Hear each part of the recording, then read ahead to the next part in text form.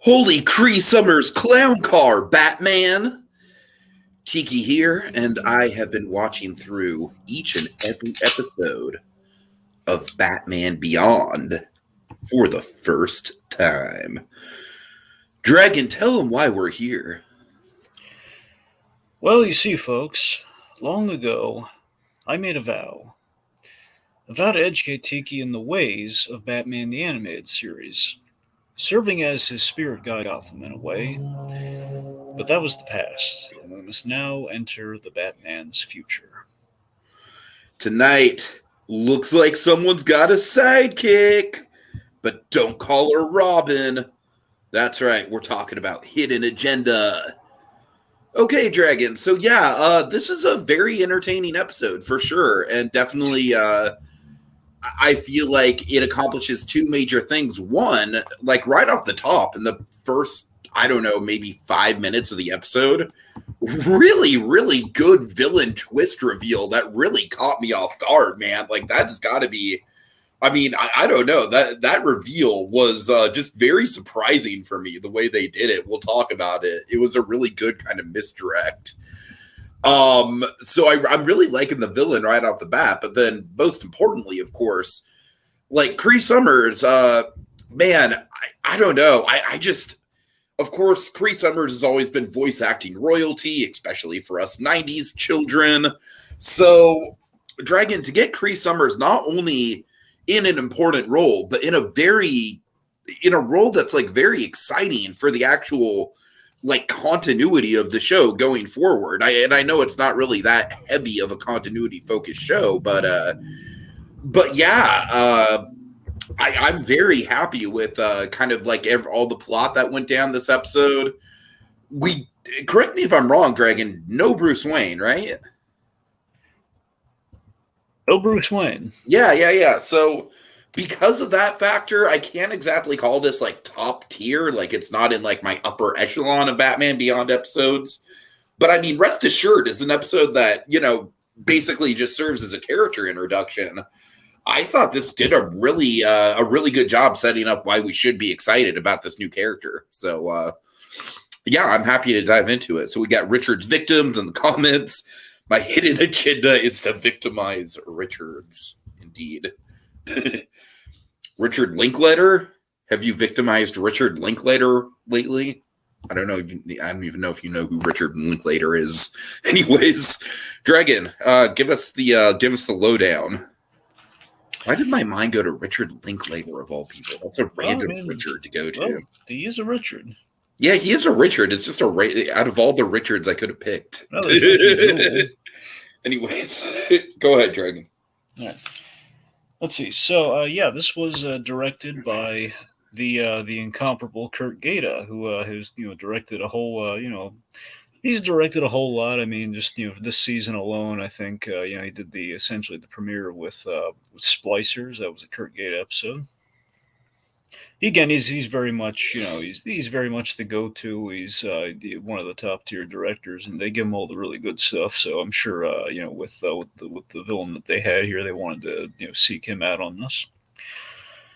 We have Hilary J. Bader, who throughout okay, look, Hilary J. Bader, she's kind of gotten the crap end of things occasionally. I think she is she that one, like the one very no, not that one, not from way back during the first season. The ecologically focused one.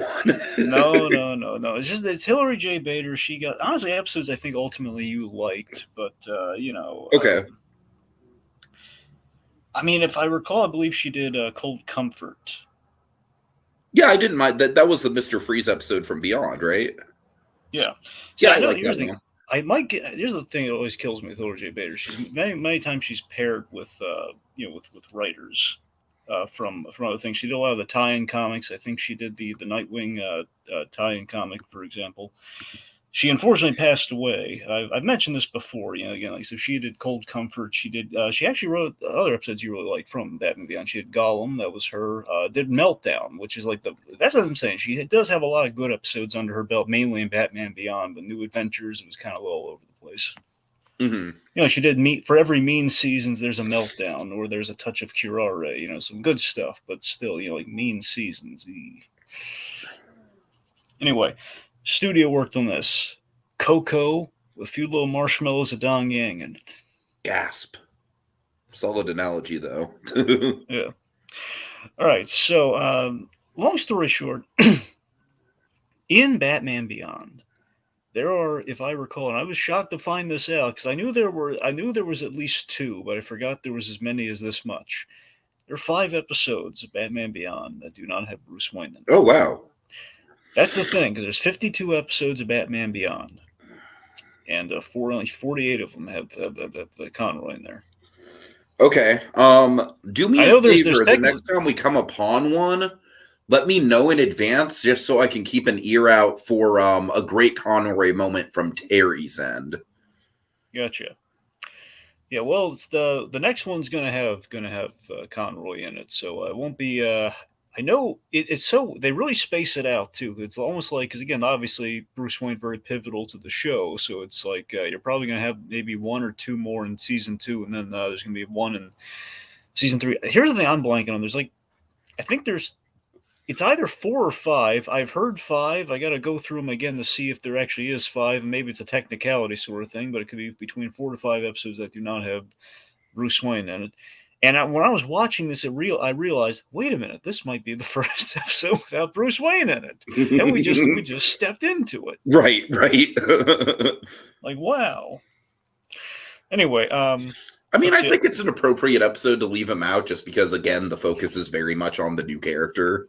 And we're in the high school, and that as you'll notice in Batman Beyond, and I think logically this is what they kind of realize, because again, mission statement is it's more Terry's show than it is Bruce's show, and we got to have Terry stand on his own 2 feet.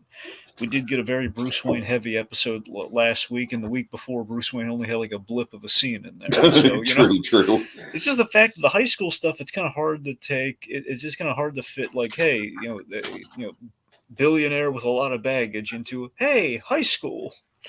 They should just literally make him like a retired teacher who comes back and takes a teaching position or something. No, I don't really think they should do that. Okay, anyway. That's very much sounds like a Saved by the Bell spin-off plot line. Right. Okay, anyway, so one thing to note here, there is a bit of a continuity foul up here. Well, not I can't even say a foul up. It's just the way the episodes are ordered. And unfortunately, this is something that we could not necessarily foresee. So ordinarily, we go by production order on these, which for Batman Beyond, apparently season 2 is when the order kind of started to get shaken up, and everywhere you look and on the DVD, that thing, it's kind of hard to tell because they've never properly ordered season 2. Because believe it or not, it kind of works opposite. Where in Batman the Animated Series, they aired them all out of order. They aired them out of production order. So that was the easy way to kind of keep track. And the DVDs put them in the order in which they were produced. So it's pretty straightforward. And that's the way we've done these things. Batman Beyond, oddly enough, they aired them in kind of a way that the continuity kind of flows, but when in production order, it was a little jumbled up, which is why next week, Max is not going to know what she knows in this episode.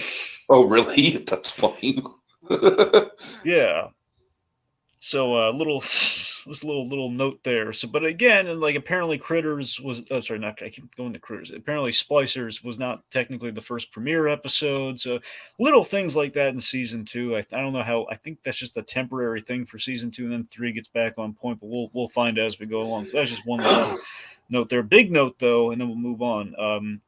Introduction to Michael Rosenbaum to the DCAU. This is huge.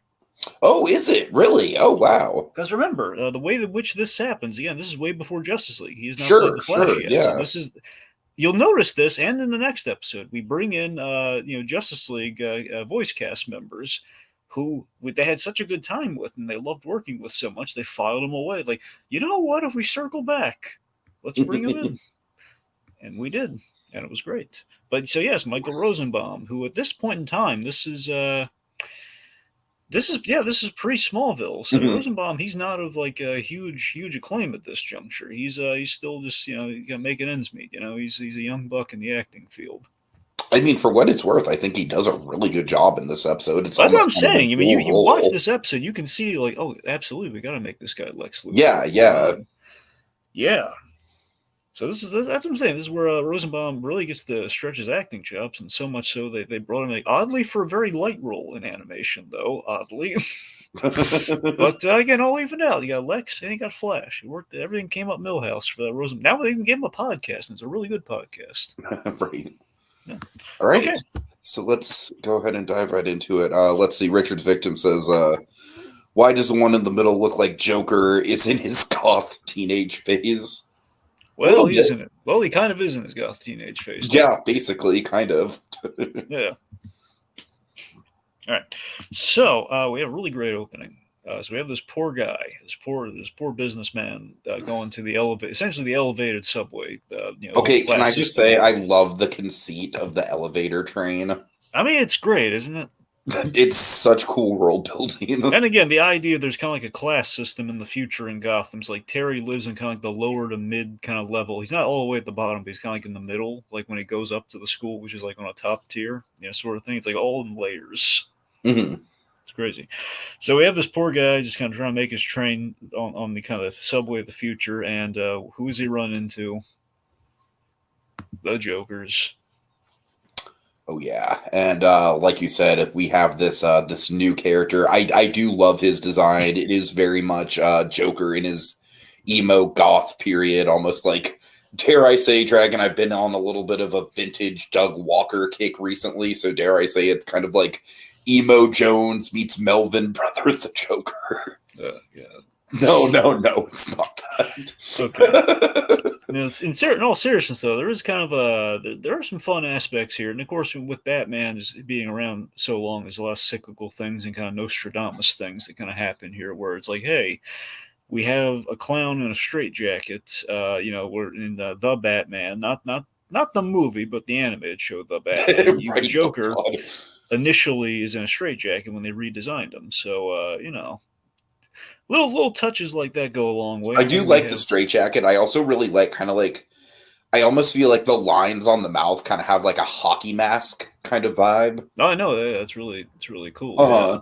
That's something they're going for, kind of a zombie look with him. If you notice, that's essentially the idea. He's kind of. I'm definitely getting a Jason Voorhees influence with the mask, of course. Did you? I heard somewhere that I think they greenlit like they're doing a Jason Voorhees streaming show. I forget which network it's going to be on. I think it's Peacock. I'm not sure. They're doing like I don't know, Dragon. They're always doing some sort of. Honestly, Friday the 13th has never really been my favorite franchise. Like, out of all the classic kind of slasher franchises, that's kind of on the lower end for me. So. Well, that's true, but at the point, the two things, if I saw it right, they had Brian Fuller doing it, the guy who did Hannibal, which is exciting. Okay, that's interesting. But here's the thing, the main reason it's on my radar remotely at all, aside from watching all that giant documentary on Friday the 13th, was the fact that, Friday the 13th only got up to 12 movies.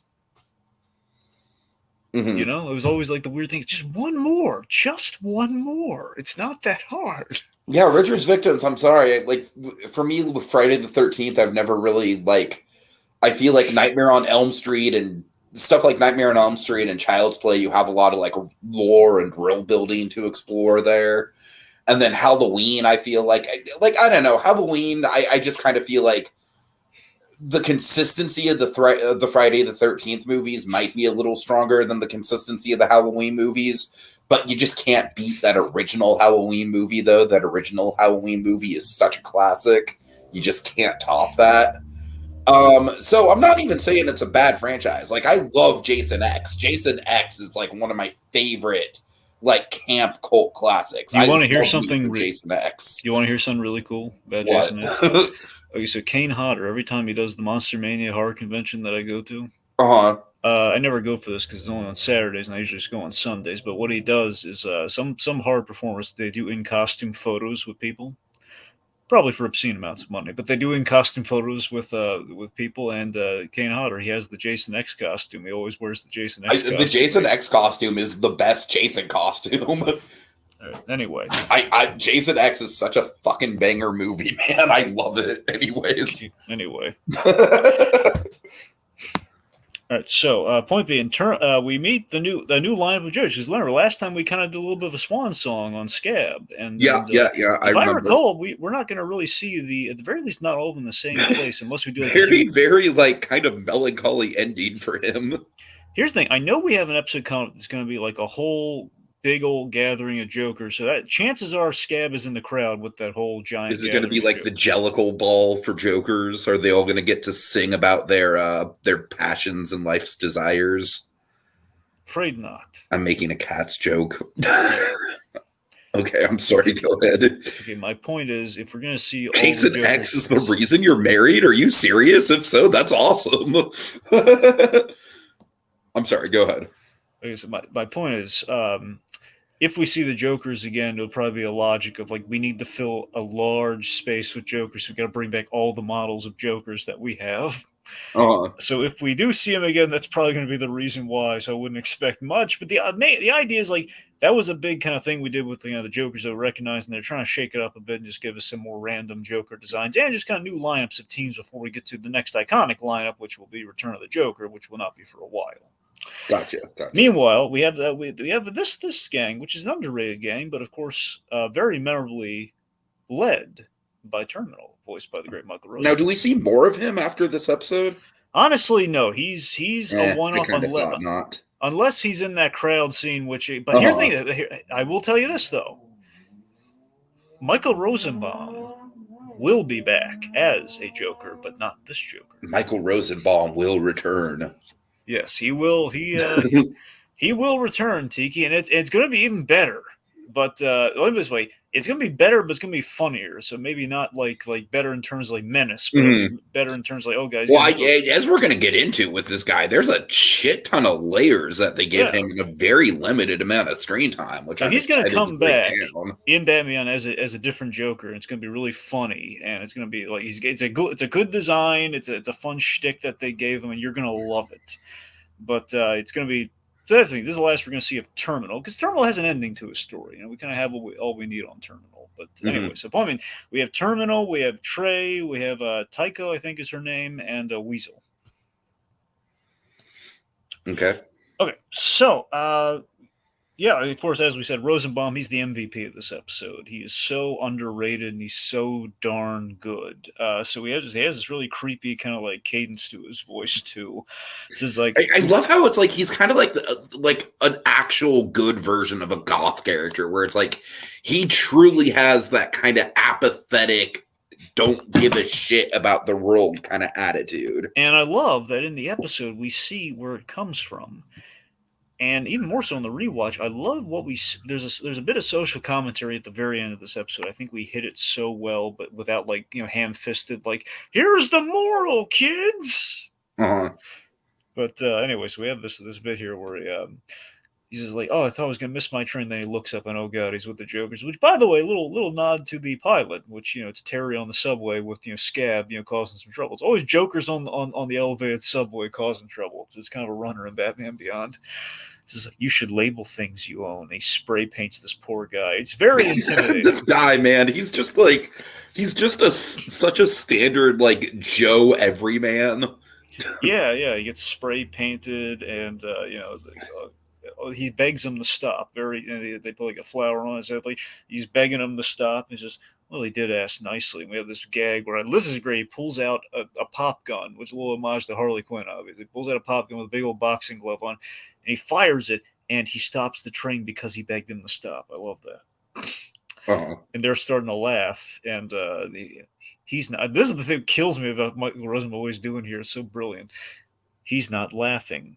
He's not laughing. It's the whole. There's a repetitious quality with this Joker when he has these things about that laughing, just these incredulous sort of things. Here, it's like, oh god, just Terminals. He needs a few smiles, and they pull out this canister of these razor sharp chatter teeth that are just terrifying, and they get unleashed, and they have this perfect like demonstration of how screwed our poor guy is here, where they're biting through the tin spray paint can like a Ginsu knife, and this guy is in trouble. The teeth, man, the teeth are just the design, the animation, the amount of them on screen.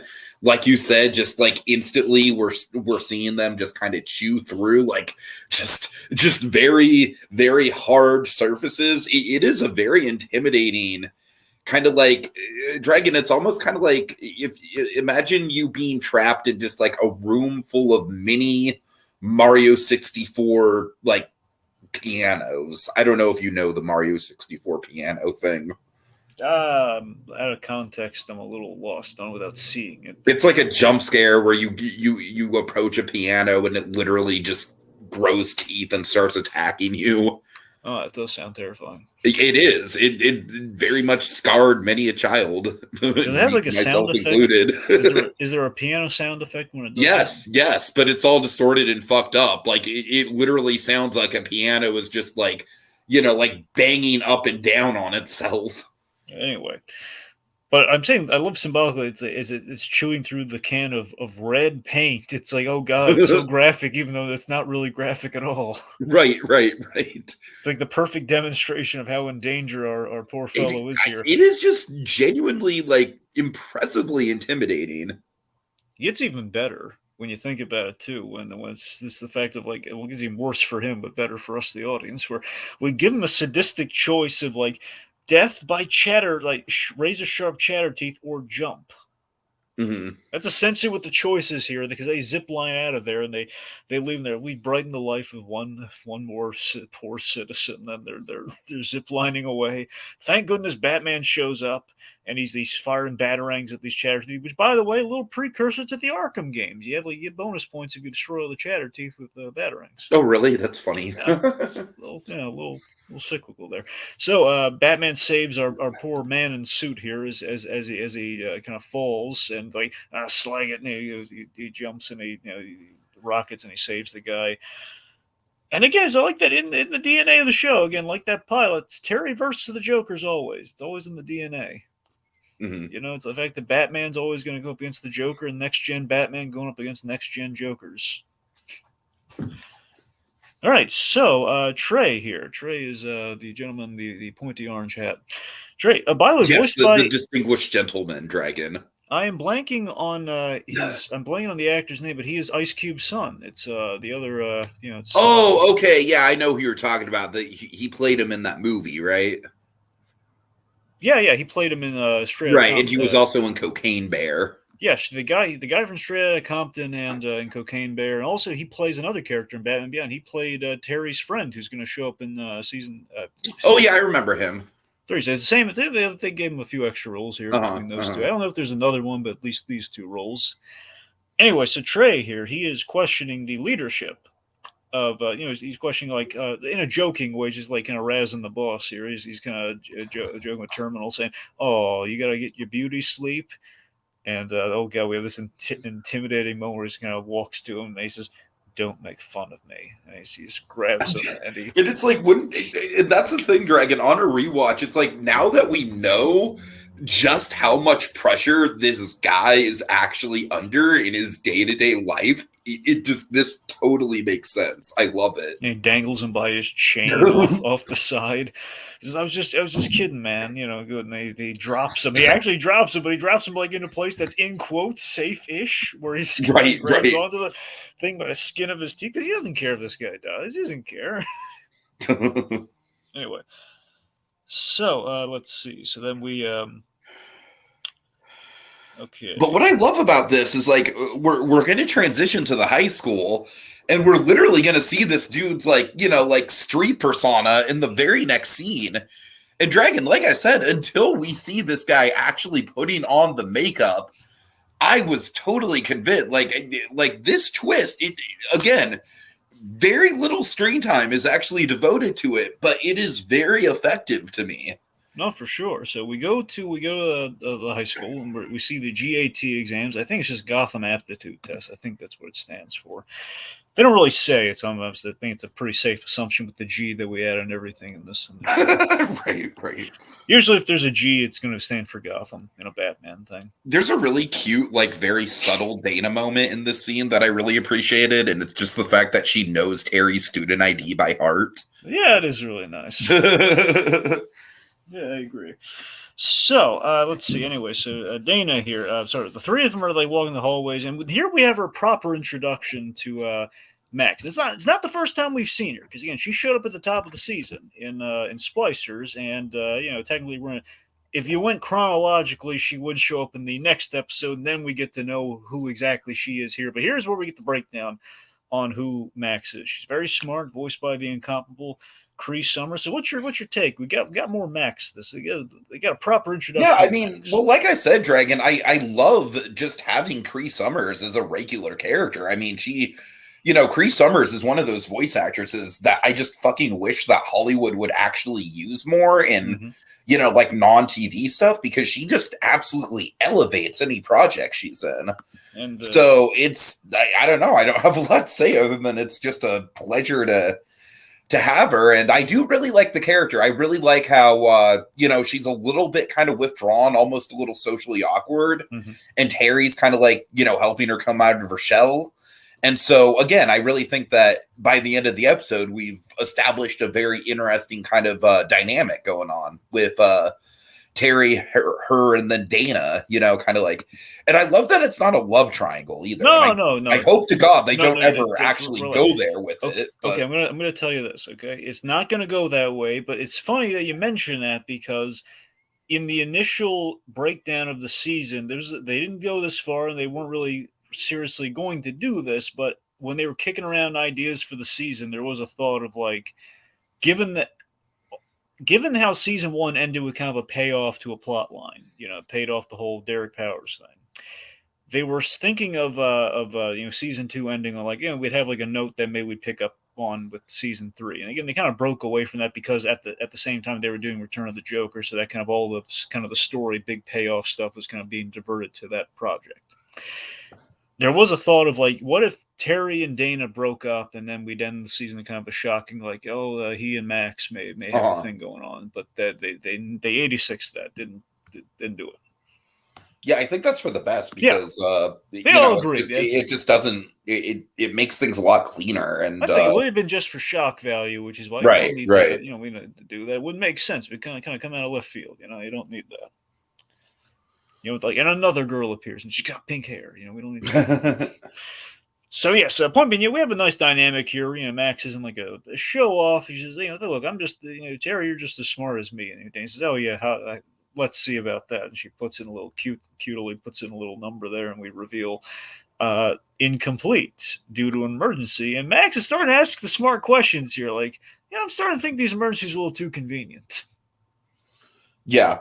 And Dragon, this whole exchange that happens next is very much like, it's funny because it's not even that much with his voice acting. It's more so the character animation, just like the nervous energy. It's like the closest that I think I've seen to Terry McGinnis going into full on Raw Unstoppable mode. That's the thing. We do see Terry, but again, it's mostly in the animation, which is the funny thing. Well, we don't see him trip over himself here, but you get to see Terry is panicking a little here. He's like, oh, God, I'm only in season 2 and I'm being found out. What's happening? Right. Oh, God, I'm an awful Batman. What's happening? I didn't even let Vicky fall into the Batcave. I didn't let Dane into the Batcave. What's going to happen? Anyway. So, so Carter Wilson. So, again, Carter Wilson. Look, if anyone's really paying attention, they could probably pick up on, like, wait a minute, that sounds like Michael Rosenbaum as well. I don't, again, I feel like he's doing a good job when he's in Carter mode. Like, when he's in, full-on Jokerz mode, he is very much kind of like that apathetic, sort of, like, monotone delivery. And I feel like he does a good job kind of, like, he's not exactly like super charismatic, but I feel like he distinguishes himself good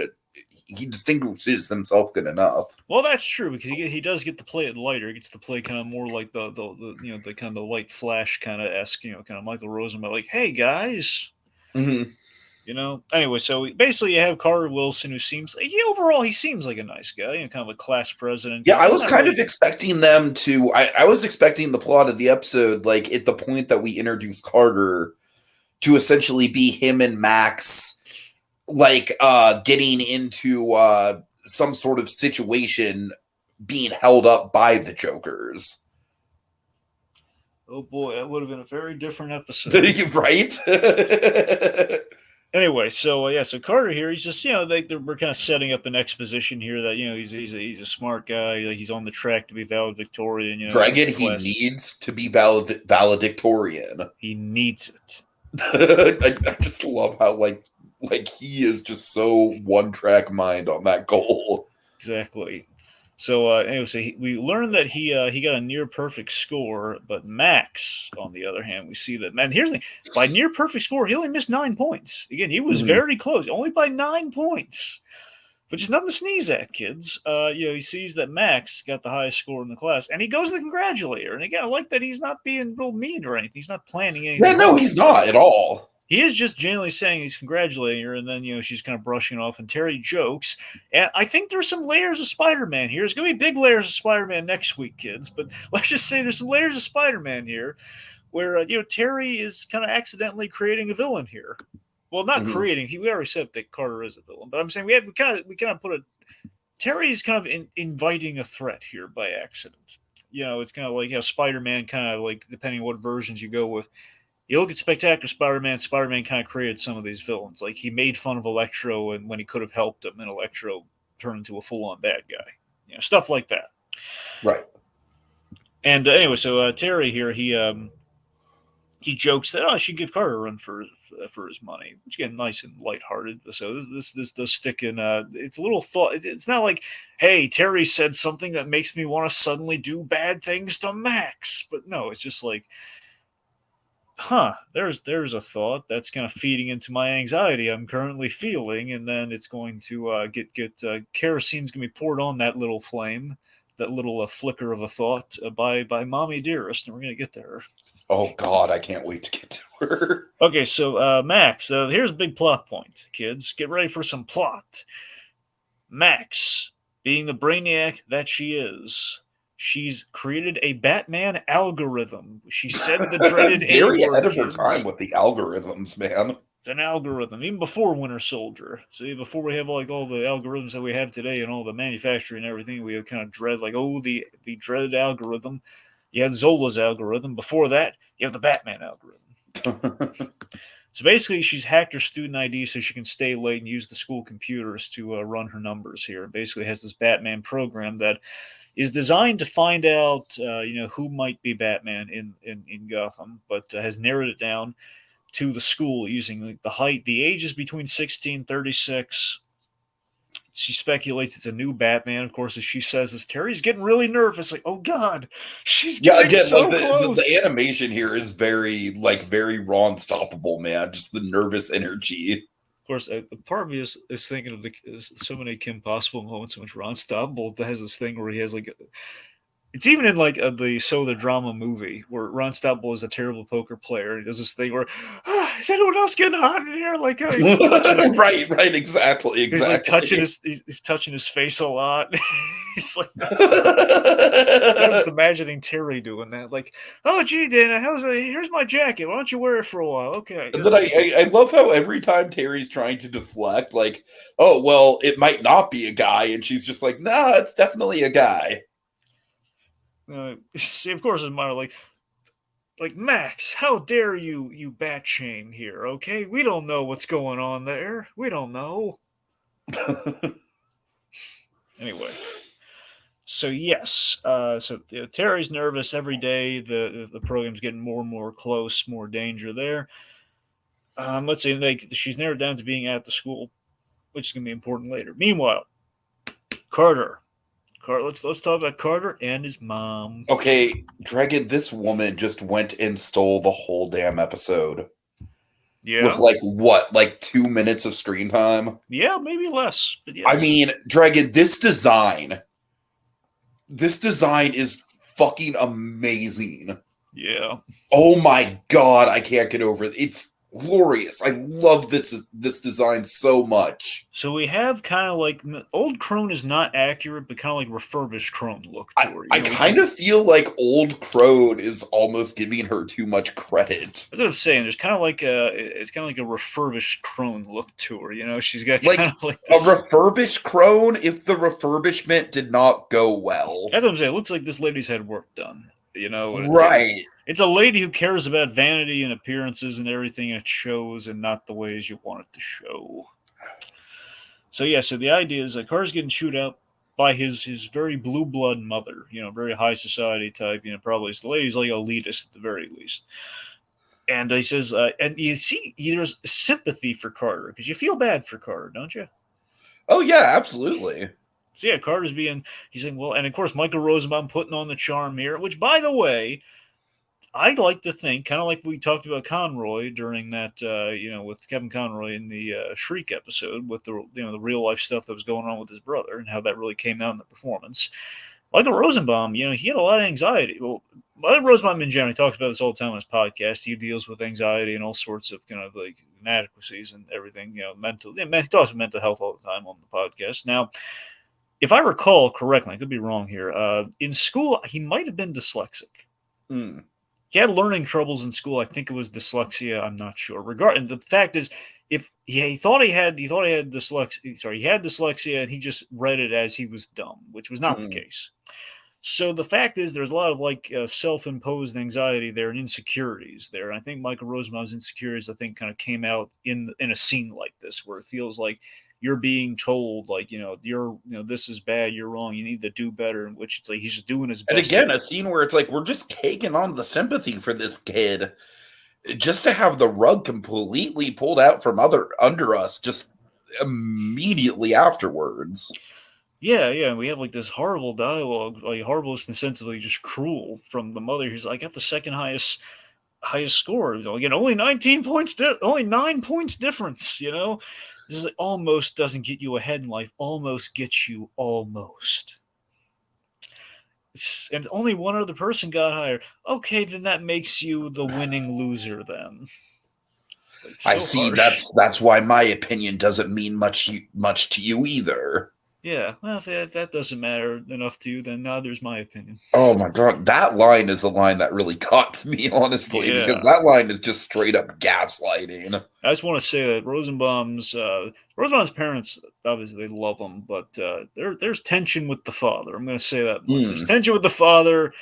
So there's, you know, the fact is there's, it is, you know, I think there's a lot of truth in this scene deep down for Rosenbaum. I think that's why kind of like it really hits even more so, and there's an honesty in that performance. So, yeah. So we then reveal he walks over, he rips up the card, and he's wringing his hands, and he takes action. As Carter goes there, he turns on the vid phone, and he's putting on makeup. He's terminal. He's that very scary, monotone new leader of the Jokerz. That guy was very cruel to that businessman. Yeah, his mother is being cruel to him. What a cycle we weave. Yes, very eloquently put. Seriously though, isn't that like this is excellent? No, like I said, Dragon, just in the moment, this was very surprising to me. I genuinely think this might be one of the better, like, one-off, you know, like revealed within a single episode twists. Just the way that we instantly build sympathy for this guy, only to just immediately, like, you know, and I want to state for the record, I'm still sympathetic to him because, like you said, the cycles of abuse that we weave. Mm-hmm. That's literally one of the core premises of The Last of Us as a TV show, or as a story, I should say. So cycles of revenge, specifically in that case, but anyways. Yes, Richard's victim says Blue Blood mother. The mother is a police officer. Look, in Blue Blood, it's a very popular cop show, and yes, Blue Bloods I'm not can. gonna lie, that's what my mind instantly went Yes, to when you but said again, the whole that. reason that show's called Blue Bloods, if memory serves, is again it's because it's a dynasty of cops. All right, Uh, it's the point of Blue Bloods can mean like high society. so Tom Selleck is the king of police. I mean, essentially, yes. I'm not gonna lie, that's actually a decent sell. I mean, essentially, that whole it's the the Reagan family. It's like law enforcement in every branch of that family. Like the sister's the DA, the son's the detective, the other son is kind of like a beat cop working his way up to sergeant. It's a whole anyway.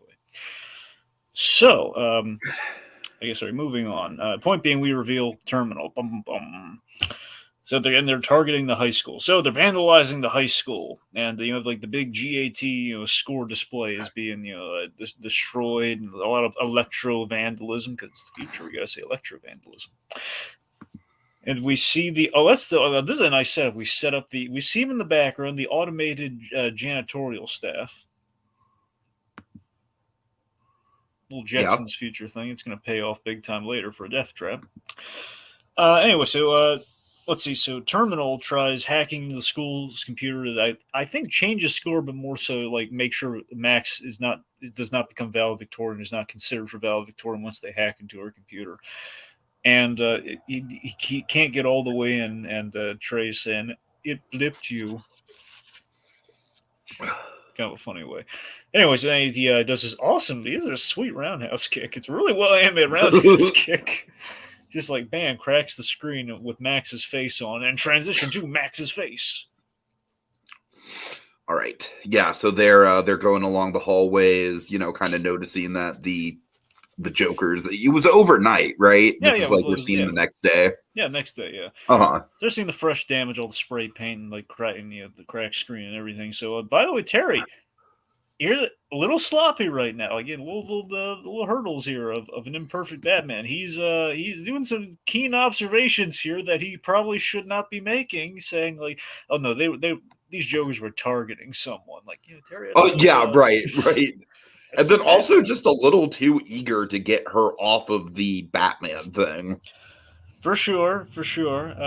Max plans on rewriting her Batman search program to find out, which students in the school might be Jokers. Which is like, hey, I'm not complaining. Less heat on me. Let's see. So she opens her locker, and then out of there launches a pie. And I like this setup here, where you think like, okay, just going to be a pie in the face, but no, the pie launches rather explosively, but it does launch. It launches, and when it hits the other side of the wall, she narrowly avoided. They reveal there's a brick inside the pie. Right. Yeah, I like that too, because what I liked about that is at first I thought it was kind of humorous that they they went through all the effort to break into the school and break into her effort for a pie gag.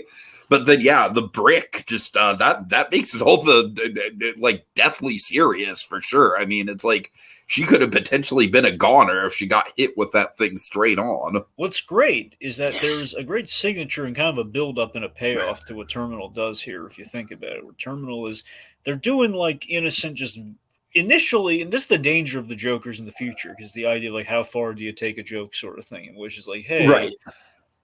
It's like we're just going to do vandalism with a clown theme, but then Terminal in particular is taking it just an inch too far into like the dangerous territory, and it gets progressively more and more dangerous as the episode goes on, because he has like the chattering teeth, which is like, okay, just going to throw some chattering teeth there, but no, these chattering teeth, then here's your edge.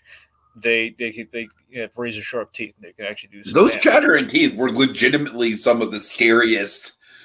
Like one of the scariest things we've seen in this whole show so far, and that's not nothing. And then we have like, hey, we have pie with a brick, and then it's going to you got pie with a brick, and then you're going to get like more dangerous death traps to ultimately just him with a gun. Essentially, it's there's a build. Basically, yeah. The unsubtlety. Okay. So let's see. So, so point being that clinches that she's going to find out there's danger amongst us here. Batman, he's going after the Joker gang, and he's in the Batmobile, and he kind of finds him like, "May I see your hall pass, kids?" And we have By the way, Cree Summers as the other Joker here. She is Tycho. Oh, I'm glad you pointed that out. I wouldn't have noticed that. I mean, shows how versatile she is. Look who wants to play hall monitor. Right, yeah. So let's see. So they're tossing little. This is for my own vanity and just my own protective nature towards the Batmobile. I do love this gag where they toss these little kind of paint water balloons, little paint bombs at the Batmobile, and it's not a priority, but I love that with the ease of the future. Batman, he flips a switch, burns the paint off. That What is is a new? neat little kind of like.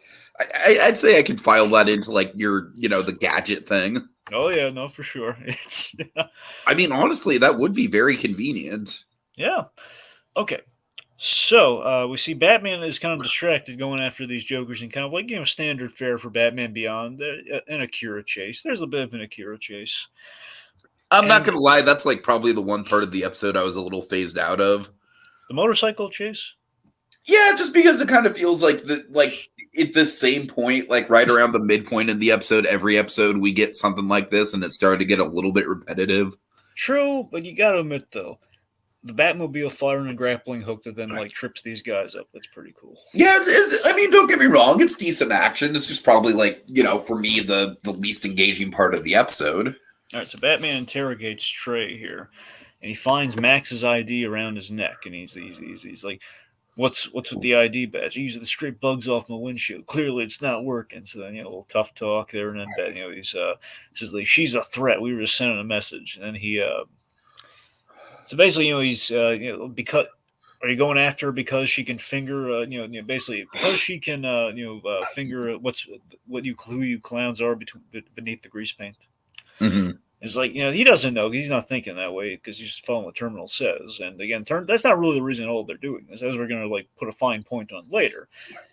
So again, Batman kind of negotiating here, like tell your boss to back off, and I'll get Max to stop looking into you. So he says, yeah, sure, we're going to have to go back to the high school because that's where he's at. All right. So here we go. Big set piece right here. So we're in the high school. Terminal is at the school, and he's taking over the school. Because again, I think, by the way, the reason he's called Terminal, I'm pretty sure, is because he's mainly a hacker. Oh, okay. You see, I kind of felt like it was more so kind of like the terminal illness sort of thing. Like I'm terminally, like life is shrouded in a terminal darkness. That's honestly what I thought.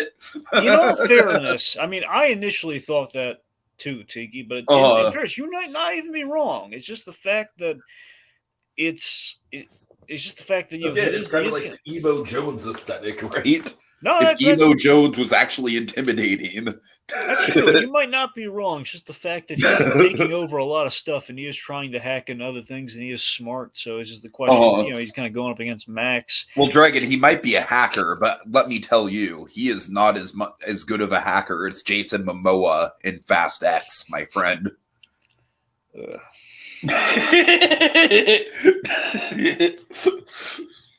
Dante literally just hacks the entire government's information and blackmails the entire government.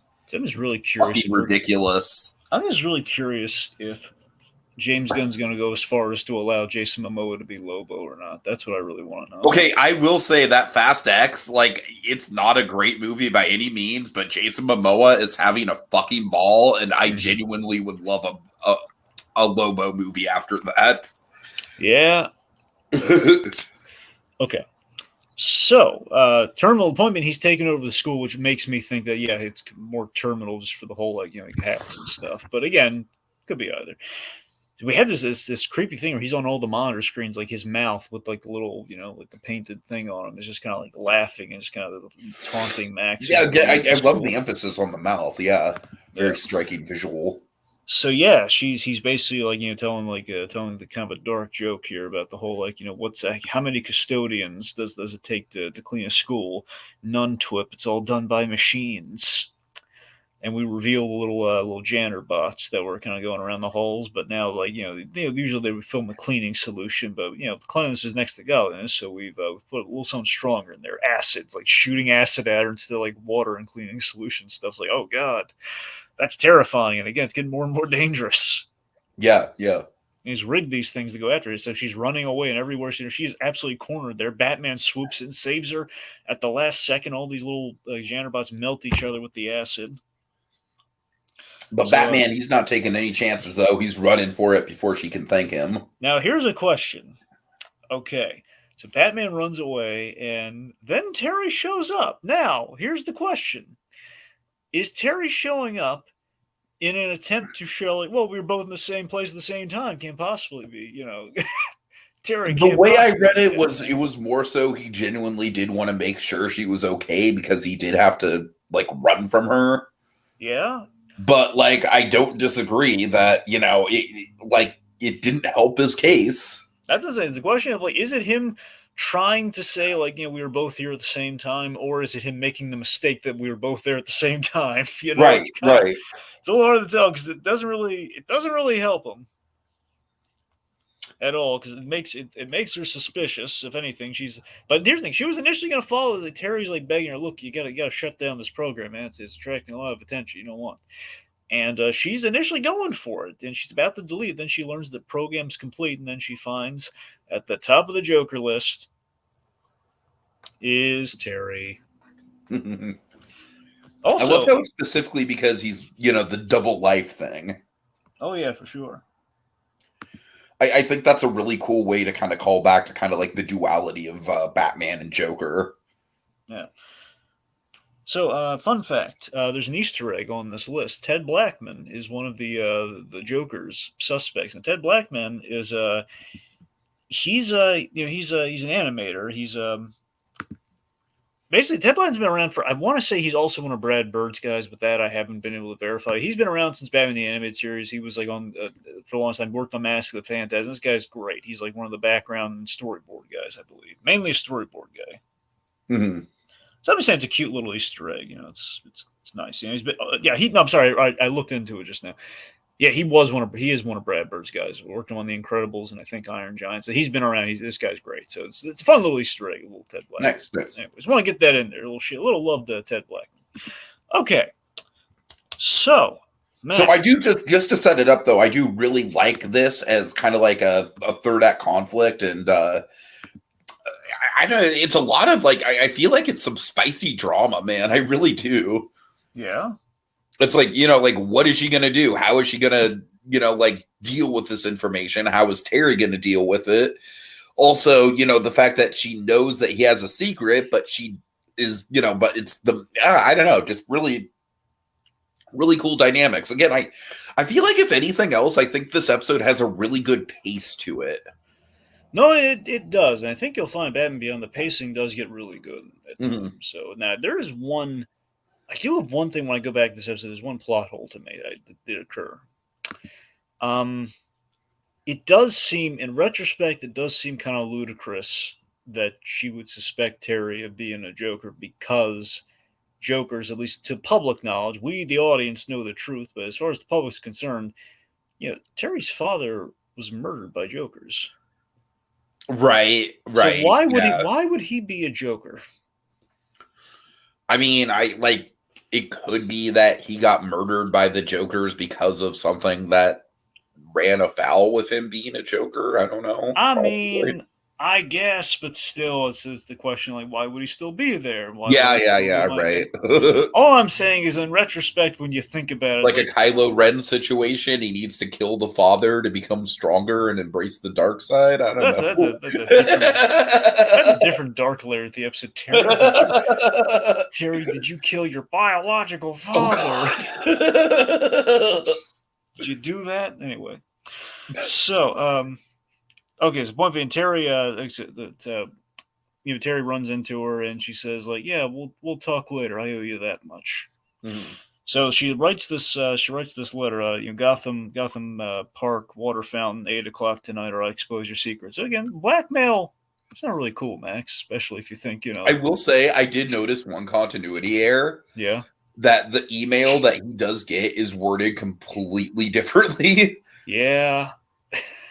I mean, I don't really care. It's just kind of funny. I wonder how much of that is because of like the overseas animation studio, Right, yeah. Because that has been a problem in the past sometimes. Like I told you the story of I forget if it was TMS or not, but way back in the first time one of the times they sent us, I think it was for it might have just been on straight up Batman. I'm not sure. The first time they had TMS, like Batman was flying because he has a cape, he must fly. It's like, and honestly, I wouldn't even mind this as much if we didn't see her, like, if she was just talking, like, like talking out loud, just basically, like, reading off the gist of what the email says. The thing that bothers me is that we see her, like, physically talking and typing at the same time. Yep. Yep.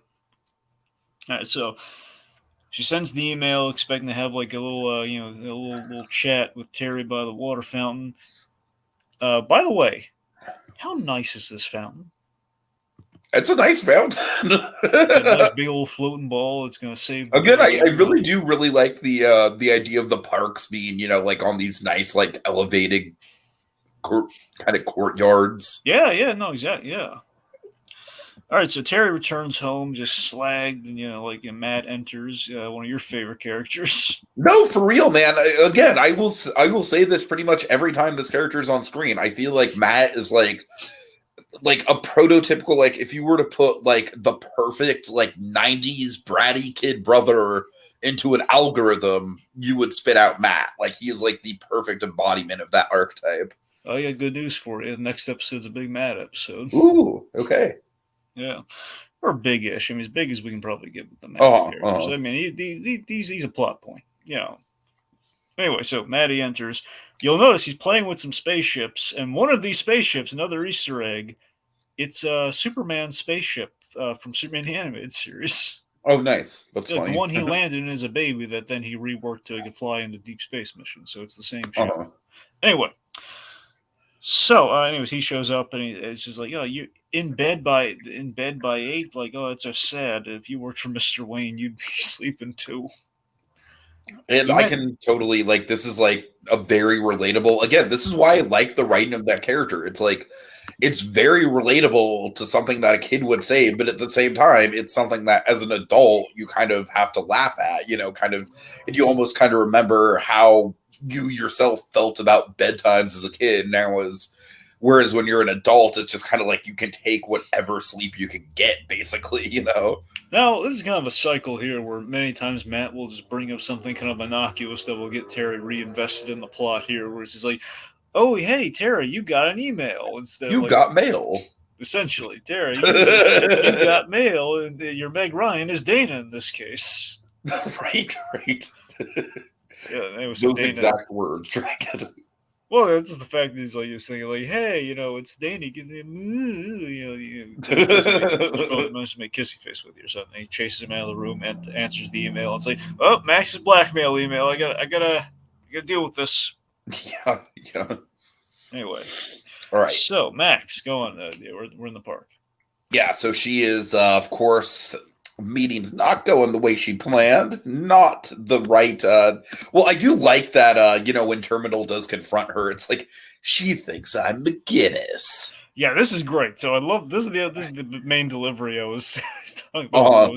So Max shows up. She calls in quotes Terry out, and he just Rosenbaum just kills it here. He just laughs. She thinks I'm McGinnis. She thinks I'm McGinnis. He's just laughing it up.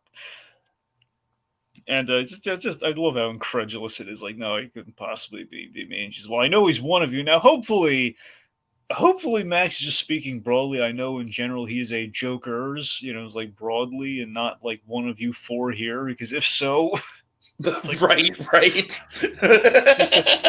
Oh, geez, I wonder which one is Terry. Oh, good. Anyway. It's going to be the one with like the very off piercings. It's going to be the one the stupid pointing out with a very different weird buck teeth. Yeah, is it going to be him? Is it going to be the one who's obviously a black gentleman in clown makeup? Is it going to be the clown girl that looks like, it sounds like Cree Summers? Oh my God. Possibly. It's like, come on. It's like the girl with the clown makeup like steps up and she's like, not only am I Terry, I'm you. And it's like a Tyler Durden thing. Exactly. Now, again, just to give credit to him, surely Max just means broadly the collective of the Jokerz. Anyway, so he spells it out like, I don't care about your little data crunching thing. I just want you gone. It's just like, who are you? I'm the best. He's shooting at her with the blaster. And of course, like, who's gonna come to help you? She's screaming for help. Like, who's gonna come to help you? Then Batmaners, me. Awesome. Batman shows up. Little bat save going on. You know what? Is the me the Great Conroy moment? I mean, pretty much. I mean, between that and the whole passes thing, Batman always Terry McGinnis Batman has witty lines, but the me moment, that's Batman. Yeah. Yeah. That's what I'm saying. Yeah. That's a Conroy moment. All right. It's a fill-in. It's a Conroy fill-in. These podcasts just don't feel complete if we don't name a Great Conroy moment. No, I know that's right. We're gonna have 4. We're gonna have 3 to 4 more of these moments. We're gonna have to suffer. We're gonna have to go through and kind of find one of those Conroy moments. Right. Well, like I said, if I know to look for it in advance, it makes it easier. So, all right. So we have some fighting going on here, which Max is actually getting in on the action. She, she breaks a pipe over. She tackles herself. Tiki. She tackles. God. Anyway, so it just cuts away, and she's just literally just fighting herself, and it's like, what is up with Max? Yeah. Okay, let's see. So then, it's like she breaks a pipe over a Trey's head, and Batman Bola wraps Weasel. Is that his literal name? I mean, that's what he's credited as. Yeah. Fair enough. I would say it's kind of funny because out of the 4 of them, he's very much the red shirt who's just there. I think if I'm crazy, I might be crazy. I think Will Friedle did his grunt, so technically that is Will That's Friedle. funny. So oddly enough, if you want to be all technical, if Terry were one of these 4 Jokers, I mean, it would be a good feat in makeup, but it would. Just the teeth are just fake, like hillbilly teeth or something. Yeah, just imagine like this terminus walking up to him. Gee, McGinnis, that's really quite the outfit you have there. Oh my God. Like, how long do you spend doing that makeup? Well, Oh man. He's like spends like 2 hours a day in front of the mirror just getting the posture right. I hope I'm not wrong, and like I could have sworn I saw like Friedle's credit as this character as well for like the grunts, oohs, and ahs. So it might be because you gotta remember, for every voice actor, I've gone over this before, but it's like with Conroy even at times. With any voice actor in the show, they can pay them they can pay them and they can voice up to 3 characters. If they do more than 3 characters, they get extra money. Mm-hmm. So technically, they're on the hook for doing at least up to 3 characters. All right. So we have this great move here. Max shuts off the water, and we have that giant, kind of floating boulder with the water come down, which provides him with a distraction. It allows him to, Batman to flip Terminal into the water, revealing it's Carter. Yeah. Yeah, the makeup and everything. By the way, if you think about it, the whole reason we set this thing by a fountain is for this reveal. It's the only reason. True. It was either that or like the school pool, which wouldn't really make much sense. I don't even know if the school has a pool, honestly. I don't think we ever went there. But yeah, so it's Carter's that flipped into the water, and we reveal that it's him, and then Batman disappears because he's Batman. Mm-hmm. Does that sort of thing. Meanwhile, back in the high school. Now here's our nice moral here. It's a bittersweet moral, but it's a good moral. We're at the high school, and we reveal all the I guess popular kids are popular. Yeah, they didn't say. At the point we had like the other kids at school. They I mean, they're just kind of wearing the school colors, so I kind of got more so I don't know, they were just kind of like maybe popular is the right, like the student body is more so kind of the vibe I was getting. There you go. That sounds right. Yeah, so we have some social commentary going on here where they're trash talking Carter. Mm-hmm. And yeah, I mean, I felt bad for him. I like that when we haul Carter away, it's not like we got the bad guy. So you see Carter's kind of like knowing what we know about him, which no one else in the show really knows. Only we, the audience, know. That's true. Yeah. Carter has a terrible home life, and he just wanted to do his best and everything. And again, man, that mother, like, she makes such an impression in like a little over a minute of screen time, and it gives you so much sympathy.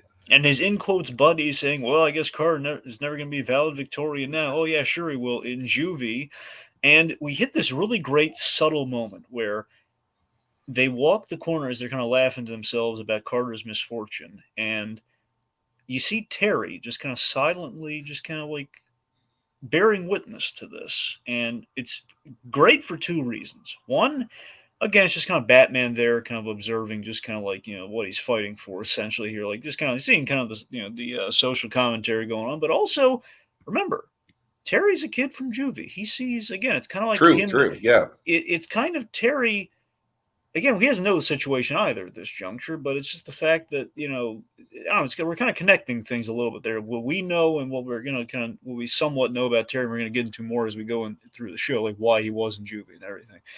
It's just the fact that it's kind of like how Batman had compassion for his bad guys, and Terry is kind of like dipping a toe into that well, where he's really starting to have compassion for the foes and kind of understanding where they come from. We're seeing that, Batman, it's like the whole Batman being one bad day away from being any of his villains sort of thing. So, we're kind of seeing it. Mm-hmm. So Max reveals, this is great. So Max, Terry are talking, and then she reveals, she was really off with her algorithm, but she then, she knows the truth now. Yeah, and this is a really good status quo shift here. I love the gesture. I love how she does like the little bad ears thing. And you see Terry just in a panic, like, oh god, this is right. Poor Terry. But you know what? I think I give her so many points for like she plays this about as well as she possibly could. She's super supportive about it, only going over the positives. Now, to be fair, in the entirety of the Batman animated series, I mean, broadly, the DCAU, you can count on one hand the amount of people that have found out who Bruce Wayne is. Right. You can. So, I mean, that's, and the fact that she found out this soon, really, in her introduction, like within 4 episodes, she found out who he is. So, yeah, she, so again, he's like, well, what are you going to do? I love how Will Friedle plays the vulnerability of McGinnis here. He's like, well, what are you going to do now? And she's, well, I'm going to help cover your tracks. And he says, already done. Like, by who? I got a friend who's really good at covering up tracks. Well, talking up the guy who's not in this episode. Right. This is, this is going to change things, right? This is like, what? And she's like, well, maybe it'd be nice to have someone that has your back for what? And then Dana comes in, fire and brimstone. Where were you? Let me guess, Mr. Wayne again? Or did you just forget? So, she has his back. Now, here's the thing, Tiki. Here's the continuity issue. What she's talking about right now technically is next week's episode. Oh, really?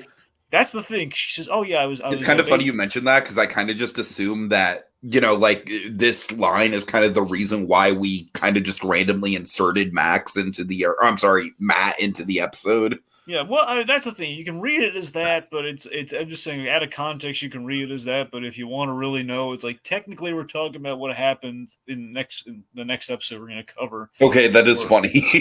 Max is going to be sidled with with like watching Matt. Are you sure it's not just like, oh crap, I lied about this and now it's actually happening? How funny.